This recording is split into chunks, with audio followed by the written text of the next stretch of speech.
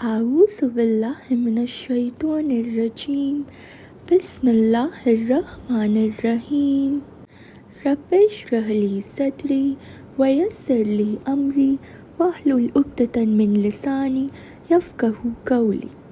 The most beautiful dua by Musa alayhi salam, which says, O my Lord, open for me my chest, that is, grant me self-confidence, contentment and boldness, and ease my task for me, and make loose the knot, the defect from my tongue, that is, remove the incorrectness from my speech, so that they may understand my speech. And now, praise for Allah subhanahu wa ta'ala and the blessings and salutations upon our beloved Prophet Muhammad, peace be upon him. All praise is due to Allah subhanahu wa ta'ala. Blessings and salutations upon our beloved Prophet Muhammad, peace be upon him. We ask Allah to bless his entire family, the most pure, the most noble of all families, and we ask Allah to bless all his companions, and we ask Allah to bless every single one of us, and to bless our offsprings, those to come up to the day of Qiyamah, and may Allah bless the entire Ummah at large. Ameen. Assalamu alaikum wa rahmatullahi wa barakatuh, brothers and sisters. We are back, and we are back with the second series, which is that of adorning our lives with Islamic wisdom. Alhamdulillah. So, what is it that we are going to adorn ourselves with respect to Islamic wisdom today? Well, brothers and sisters, I was just thinking that this particular chapter of ours today, we will be basically trying to reach those who believe in God and to help them. They may be non-Muslims, they may be Muslims, but they may be non-Muslims, or maybe the new Muslims. So, to help all to reflect on the nature of their beliefs in the light of reason and revelation. So, through this chapter and the forthcoming chapters, which are going to be there of this particular series of adorning our lives with the Islamic wisdom, what we are trying to be doing is that we will be trying to help our brothers and sisters in their personal quest for God, because ultimately we know there is nothing more important in this world than to find who is that creator, who did create us, and then to live according to his will. And for those people who do not care to begin this kind of quest and to live by his divine truth, what we can do is only offer our humble, prayer, wishes, that may Allah subhanahu wa ta'ala help them find their way back to him before their time in this world just totally runs out. So, with that, what we are going to be reflecting upon now in this chapter is where let's take something as basic facts. We know that vast majority of human beings, they have always believed in God. Right from the most ancient civilization to the most primitive of the modern societies, religions with God at the center, that has formed the foundation of the human culture. In fact, the denial of God, the denial of existence of God, that so-called atheism that we see today, throughout the history, this kind of atheism or this kind of denial of God's existence has been limited to very few individuals, until, of course, the rise of communism in 20th century. But even today, in the secular societies, we find that the modern social scientists, which are armed with those Darwinian theories, who argue that God is nothing but a figment of human imagination, human collective imagination, even with that kind of setup, overwhelming majority of citizens, laymen people, even scientists, they also hold steadfast to their belief in God. So, consequently, we find that there has been an overwhelming body of even the archaeological data which supports about what? About God's existence. And in fact, that has led a lot of anthropologists to conclude that, this belief in God, or what we call, even if they don't know who is that creator, even if they don't know Allah subhanahu wa ta'ala is the one, but this kind of belief which is there, what we may term as deism, this is something inborn, this is not something learned. Although vast majority of social scientists, they may some of them may propose otherwise, but the recent scientific discoveries, they appear to support the view that this innate belief that there is some creator, this is something which is innate. And there is this article which is entitled God Spot. This is something, God spot found in the brain.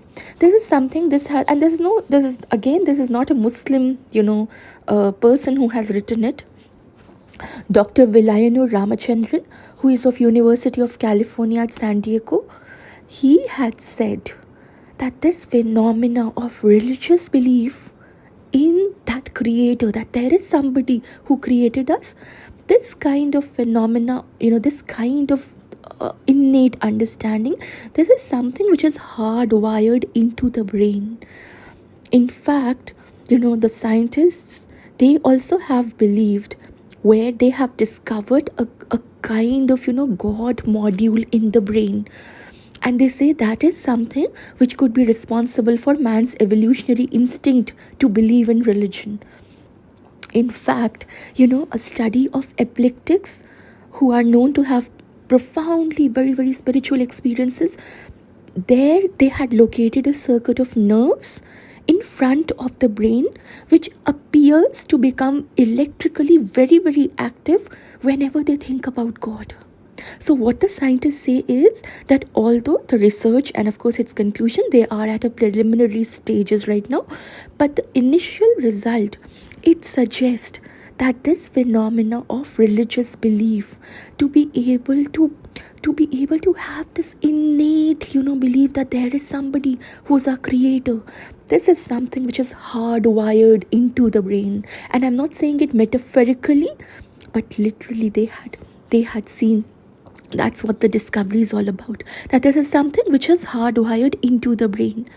And the epileptic patients who suffer from the seizures of the brain, so there who suffer from that seizure of the brain's frontal lobe, they said that they frequently experienced very intense mystical episodes. And there is a team of neuroscientists from the University of California at San Diego. They also said that the most intriguing explanation of that is that the seizure, it caused an overstimulation of the nerve in the part of the brain which they dubbed as God module.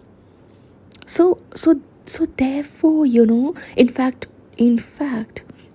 Dr. Vilayanu Ramachandran, who's the head of this research team, he had said that this study which is there, which has been taken into account, he says that when you have that electrical monitors placed on the skin, and when there is a standard test for the activity in the brain's temporal lobes, it shows that there is this very deep religiosity which is there, which gets displayed, very, very deep spiritual belief in the creator, which then gets stimulated. So if this, of course, this research is right now at a preliminary stage, but if it comes true, then there is something which is actually hardwired. So that God, that means that there is a God module which exists. And then it might suggest that individuals who are atheist, are they then absolutely differently configured in terms of their neural circuit which is there? Because this is a circuit which is present in every human being. So for them to not believe what has happened, Has it been some past some experience, some bad experience, some trauma, something which led it to that? Because innately this instinct to believe in the creator is present, and this is something which Islam also call as the fitrat, the fitra. So so despite of course growing evidence that of course human being is something which is hardwired with a physical faculty for belief, the very fact that the concept of God has something which has varied so greatly among the human societies, this fact sometimes lead us to think, in fact even those who believe in God, they sometimes start thinking that what is it? Is religion something which is man-made? Is it something which has been natural? But when we see the research, it reveals that there is a common theological thread, and that common theological thread is something which somewhere, if we really look at it, it links all the religions, the various religions. Of course, so many of them have got corrupted, but still that pure essence somewhere, is remaining. And what is that link which connects all the various religions, no matter how corrupted they have now come to be? That link is the belief in the Supreme Being. So that belief which is there in the Supreme Being among the various gods, so that kind of monotheistic foundation is something which can be found even in the most externally pantheistic of the religious systems. For example, we see within Hinduism the concept of God which exists, which is there. So here also, of course, there's so much of course varied notions, lot of corruptions, lot of things, lot of whatever they call diversity. Yet originally we do find that there is this monotheistic idea which has been there, which then gradually through the various degenerative procedures and processes, it became polytheistic, or no matter what kind of label they want to put into it. So, and why is it, why would we say that? Because in spite of all these gods, whatever deities, demigods, so many terminologies, idols, yet there is somewhere that concept of single supreme God, which they all called as Brahman. Now of course they have again put a lot of things into that, but there is this Brahman which had been there, which they are today not able to define clearly because of all the other aspects which have been added to it.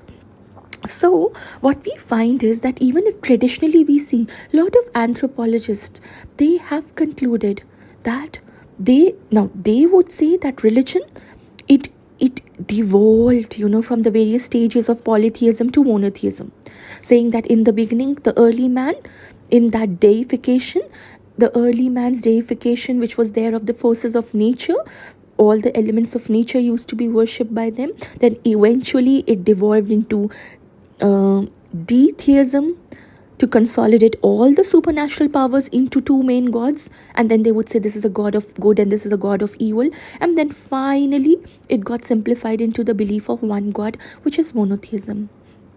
So what they would say is, some of the social scientists and anthropologists, they would say that no, the religion, it has no divine origin. It is just a byproduct of the evolution of the early man's superstition, which is based on his lack of scientific knowledge. So and therefore these same theoreticians, they believe, and they say that science will eventually unlock all the secrets of nature, and that will result, maybe they say that it will then result in the disuse of religion to explain those natural phenomena, and then it will lead to extension of religion altogether. But is it so? Because science is definitely of a very recent origin. In fact, and science is constantly, in fact, correcting itself. It's constantly, showing its own discoveries, previous discoveries, how they had been incomplete, how that needs to be completed, how there was some flaws which were present in that. Now, when we see human beings' innate belief in that supreme being, it seems to support a view which is very opposite of what some of those scientists would say. that it has devolved from natural elements worship to now then it being monotheism. Rather than that, what we find in fact is that human beings, they began as monotheist, but then in time they strayed into various forms of polytheism. And this is the kind of understanding which is further supported by the fact that if you see, an anthropologist would support this fact that all the so-called primitive tribes which have been discovered, they have been found to hold a belief in the supreme being. So no matter what their evolutionary stage of religious development may be, there has been a time of discovery where most of them were found to believe in the supreme God over all other gods, all other deities which we see today being developed. So this very notion of this concept of single supreme being, this is something which does remain in most of religions core, if we see that very carefully. And that is in itself an evidence that somewhere it means that the masses, they strayed away from monotheism. And how did they do that? By giving some of God's attributes to other aspects of the creation. And that eventually then came to be regarded as lesser gods, and then in some cases as intercessors, etc. Nevertheless, that supreme God, one supreme God, whatever form he takes, that is something which is still, no matter how much atheist or anybody tries, they are still not able to eradicate that notion of one supreme God. And that is something which remains at the core of most of the religions. So now, after having understood this very fact, there does remain an aspect of belief in God which defies all logic and reason, and that is something which has become cornerstone of faith. And it is the belief that which is again a part of that of degeneration and corruption, and that again is found in a lot of religions. And that is that somehow, somewhere, that supreme God has become man, or what some people call avatar, or some call Son of God. Astaghfirullah. So now, how did that come into being, and where do we find that? That original monotheistic belief in God, that was something which then got degenerated into a belief that there must be intermediaries between human beings and supreme beings to either convey human quest or to act on behalf of God in the world.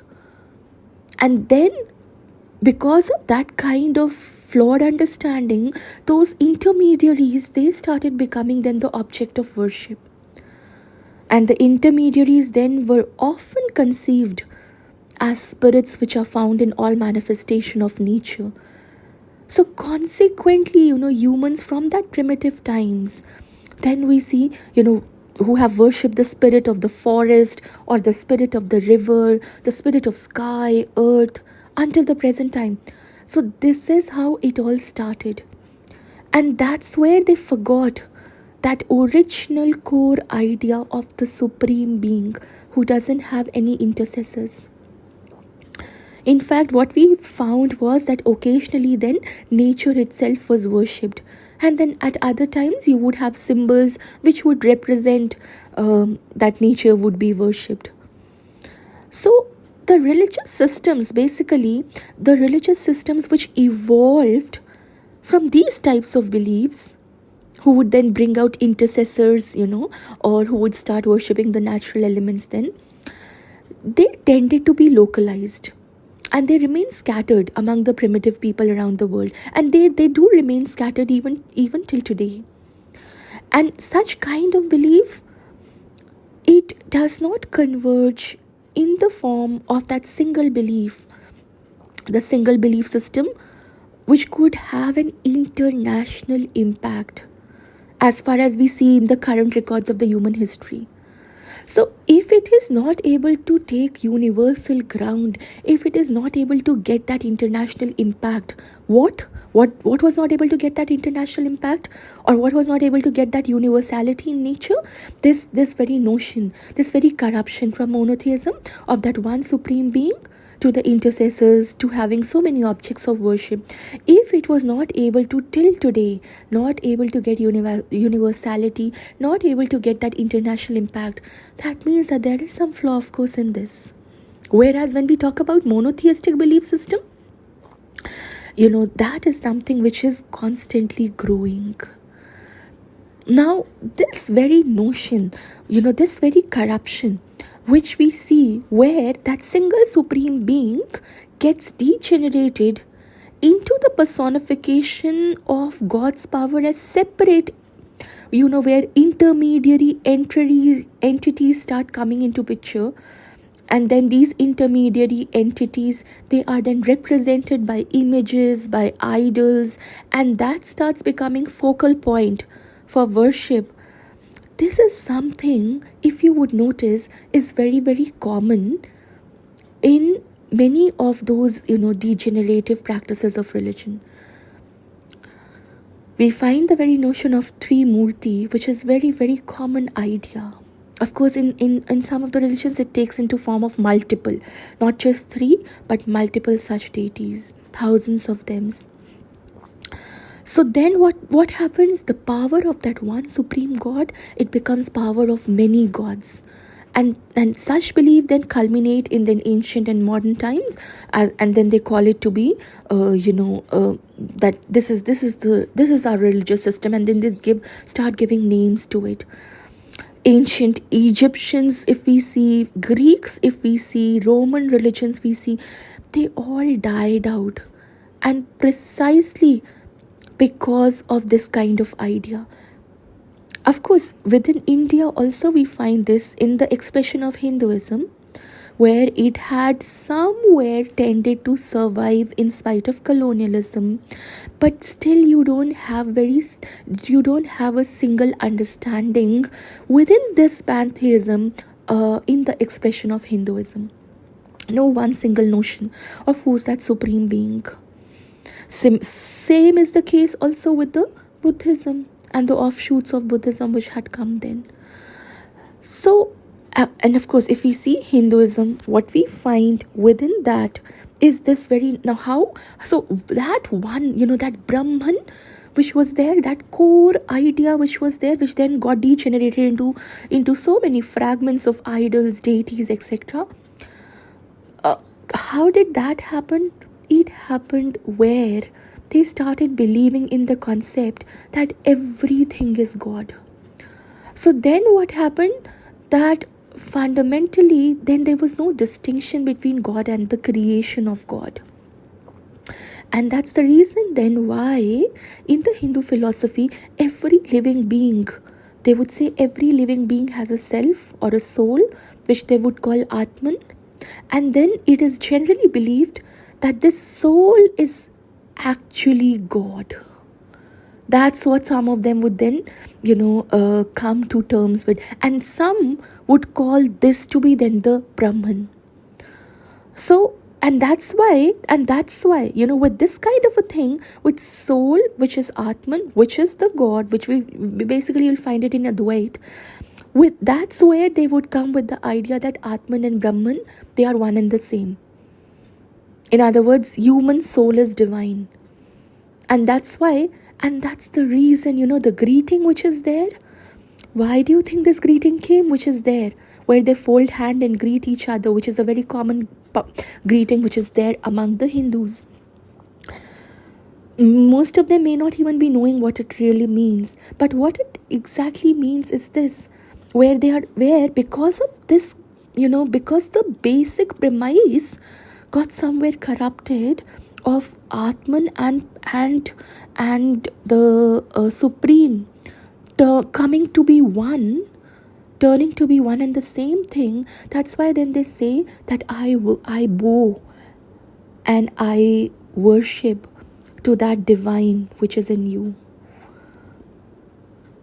And then, unfortunately, they don't realize, but they take it as a matter of respect. But the respect is something different and worship is something different. That's the kind of distinction which is not being able to be understood. To respect, to revere is something else, to worship is something else. And of course, then, the human society then gets divided. Because of all this, then they divide it into various classes and caste. And then each caste starts representing human beings who came into existence from different parts of the divine being, which is that Brahman. So they would then call the upper caste to be Brahmins, coming from the head of the god, whereas the lowest of the caste to be the Shudras, coming from the feet of the god. And then the four caste, and then of course subcastes which would be there, and thousands of lesser sects which would then start arising. And of course then the belief that when a person would die, they would reincarnate. So the soul or the Atman they would say that the Atman of the dead person, it doesn't die, it continually reborns. And if people are good in this life, then they will be reborn into higher level of caste system in the next life. And which is why it shows that the Varna system is not something which has the flexibility which they claim to be having, because it is based on the birth. So this very idea that the way in which you have performed in this life will determine the next life, and conversely, if you're bad in this life, then you'll be reborn in the lower level. That's something which very clearly shows that there is, these are just semantics and terms to say, oh no, there's a differentiation between Varna and caste, etc. And this is very flexible, this is very fluid. Had it been fluid, we would not need constitution to bring out these affirmations for the people who had been historically at a disadvantageous position. Had it been so flexible, then nobody from the lower Varna would have remained at that lower stage, or would have been discriminated so badly. So these are all ways to sort of sugarcoat or polish it out. But and in fact, there is also this thing where it's said that if when the person reaches that top caste, which is the Brahmin, after so many reincarnation, then some says that if you reach there at that highest stage, then the rebirth ends and then you reunite with the Brahman. And then they call this process of reunification as moksha. What the Buddhist would then call it to be nirvana. And there they say that the Atman then once again becomes reunited with the Brahman, and thus man becomes God. Astaghfirullah. So that's how there's this kind of thing which comes out, and there is a lot of similarity which is there within Buddha. You would see that there would be aspects of it which would be present even in terms of nirvana in Buddhism also, and you will find that in Christianity also. This notion of man becoming God, this is something that you find where it all got totally haywire. And the question also then arises, astaghfirullah, that did God become man? How did it start? Is it actually possible for man to become God, or for God to have son? And then what Islam talks about it. So inshallah, we'll take up these aspects in the next chapter of our series of adorning ourselves with the Islamic wisdom, to be able to just see a little bit of comparison, not getting into a long series like that, but just very brief basic comparisons to see how this is innate, the core belief that there is a creator of ours which had been there, and how it got degenerated, how it got corrupted, and how there is a similarity which is present in all the battle religions, that particular similarity which is there in terms of the flaw. So inshallah, we'll take up and we'll reflect upon these aspects in the next chapter of this series. Till then, I leave you then to take utmost care of yourself. Keep the remembrance of Allah subhanahu wa ta'ala with yourselves in your every action, thought and word. And with that, keep preparing for the akhirat. Keep everybody in the duas. And inshallah, we'll be meeting again in the next chapter to learn together about the beautiful deen of Islam and to see how and why that is the only truth. Till then, Assalamu alaikum wa rahmatullahi wa barakatuhu.